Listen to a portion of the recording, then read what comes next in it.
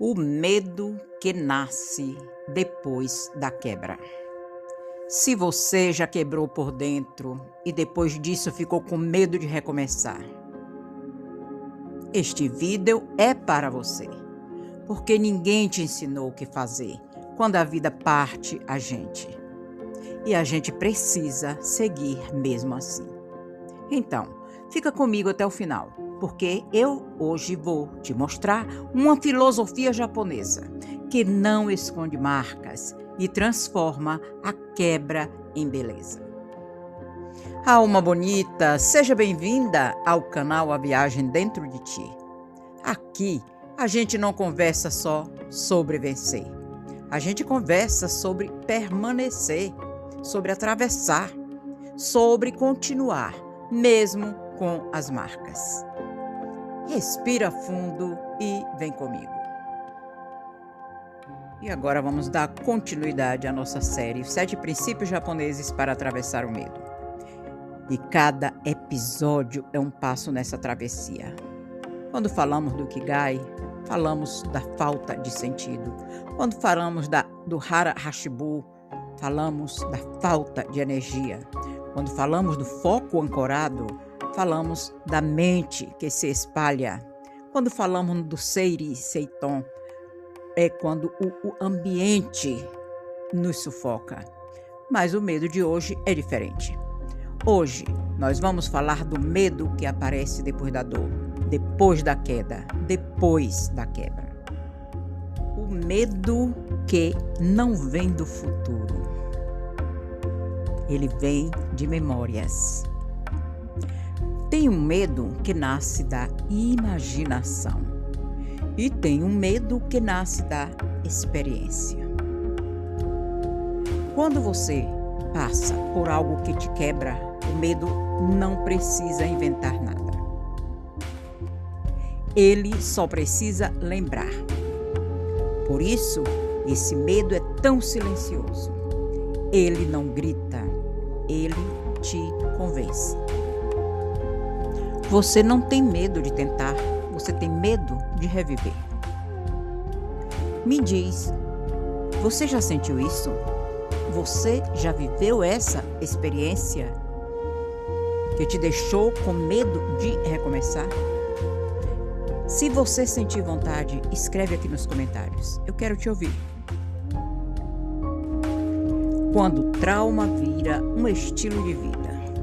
Tem gente que não percebe, mas a dor vira um modo de existir.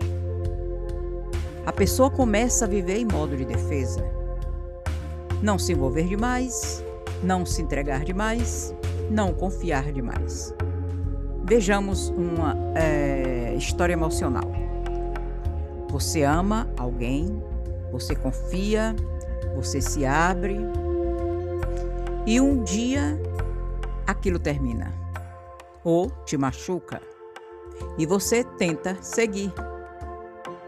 Mas algo dentro de você aprende uma frase: não vale a pena.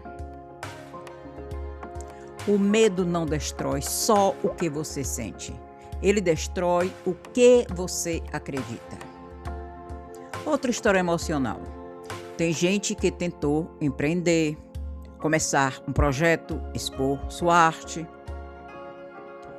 E alguém riu, criticou ou mesmo julgou. Isso não foi só uma crítica, gente. Isso cria uma marca. Brené Brown fala muito sobre vergonha e como ela nos faz sentir que nós não somos ruins por termos falhado, mas que nós somos a falha. O medo que nasce depois da quebra. E aí o medo vira: eu não posso passar por isso de novo. Mais uma história emocional. Cansaço de tentar ser melhor. A pessoa tenta mudar hábitos por anos. Ela começa, para. Começa, para. E chega uma hora que o medo não é mais do esforço. Digamos que ela começa a eu vou começar a fazer uma dieta, eu vou começar a caminhar, eu vou começar a emagrecer. Mas no meio do caminho, ela para porque alguém criticou, alguém falou, você não está emagrecendo, você não está perdendo nada, não está adiantando nada o que você está fazendo. E aí, né, ela não tem mais o medo do esforço que ela estava fazendo para emagrecer, ela tem medo da decepção, de fazer e não conseguir. Porque há pessoas que não desistem dos sonhos, elas desistem de si. No Japão existe uma arte chamada kintsugi. Quando um vaso se quebra, ele não é descartado. Ele é reparado com uma mistura que leva ouro. E as rachaduras não são escondidas. Elas são reveladas. O que antes era motivo de vergonha, vira sinal de valor. O Leonardo Cohen escreveu algo que parece ter sido feito para o kintsugi. Há uma rachadura em tudo. É assim que a luz entra. A vida entra por onde você quebrou. Sabe por que a gente esconde as marcas? Porque nós fomos ensinados a parecer inteiro o tempo todo. Nós fomos ensinados a aprender a sorrir com a garganta fechada, a dizer tá tudo bem enquanto tudo tá desmoronando. E quando alguém pergunta como você está, você responde rápido, porque você não quer incomodar, mas você se incomoda por dentro. Carl Jung dizia uma frase muito forte: eu não sou o que aconteceu comigo, eu sou o que escolho me tornar. A dor te marcou, mas ela não precisa te definir. Agora me conta aqui nos comentários, você já fingiu estar bem para não parecer fraco? Eu quero te ouvir, me conta. O recomeço em versão menor. Vamos ver kintsugi na vida real. Agora vem, né, essa parte prática. A reconstrução, depois da quebra, não acontece com grandes decisões. Ela acontece com pequenos gestos de confiança. E isso é muito importante. Depois que você quebra, você não recomeça como antes. Você recomeça diferente. E isso não é derrota, isso é sabedoria. E agora vamos dar alguns passos do kintsugi na vida real. Primeiro, não recomece querendo ser quem você era. Você não precisa voltar a ser o que era antes. Você precisa virar o que consegue ser agora. Segundo, pare de exigir 100% de um coração ferido. Você não tem que confiar totalmente. Você só precisa dar um passo pequeno sem se abandonar. Terceiro, o pacto mais importante: permanecer. O problema não é cair, o problema é se humilhar por cair. Da próxima vez, seja seu. Não perfeito, mas seu. Volte para o mundo em doses seguras. Por exemplo, conversar com uma pessoa confiável, não com muitas, basta com uma pessoa confiável. Tentar 10 minutos, não 1 hora. Dar um passo, não um salto. Retomar um hábito com 2 minutos por dia. James Clear, autor de Hábitos Atômicos, um dos livros mais vendidos no mundo, que ensina a transformar comportamentos através de pequenas mudanças, nos diz algo muito verdadeiro. Você não se eleva ao nível dos seus objetivos. Você cai ao nível dos seus sistemas. E depois da quebra, o sistema precisa ser gentil. É um ritual de construção. Eu vou dar uma sugestão prática, bem japonês. Chá, mais 3 respirações.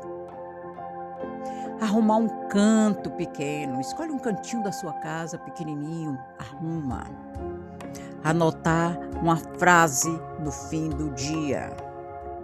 Caminhar 5 minutos em silêncio.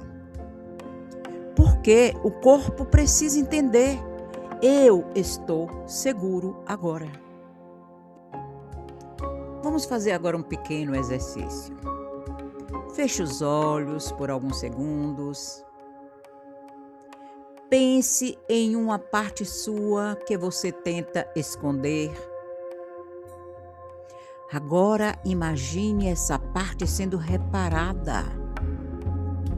Não tenha pressa, sem julgamento, sendo reparada com ouro. O ouro aqui é o cuidado, a paciência, a gentileza. Agora repita mentalmente: eu não preciso voltar a ser como antes. Eu posso me reconstruir com amor. Talvez você tenha parado não porque não quer viver, mas porque a última queda te assustou demais. E talvez você tenha passado tempo demais achando que o problema era você. Quando o problema era a forma como você se tratou depois da dor. A vida não exige que você se quebre, ela exige que você aprenda a voltar. E voltar não é fingir que nada aconteceu. Voltar é admitir que doeu e ainda assim não se abandonar. Você não é fraco por ter rachaduras, você é real. E quando você para de esconder suas marcas, você descobre que elas são mapa. Mapa de tudo que você atravessou. Que você se repare com calma. Que você se repare com verdade. Que você se repare com amor. Porque o ouro que cura não brilha. Ele te sustenta. E assim chegamos ao final desse 5º episódio. Agora quero te ouvir. Coloca nos comentários se este vídeo fez sentido para você. Me conta se você indica para alguém. Vou ficar feliz em saber. Agora quero te convidar para o próximo episódio, onde a gente vai falar de um medo muito comum, que é o medo de começar imperfeito. O medo de só fazer quando tudo estiver pronto. E a filosofia japonesa tem um nome lindo para isso. É o wabi-sabi, a beleza do imperfeito. Eu te espero no próximo episódio. Vá em paz, alma bonita.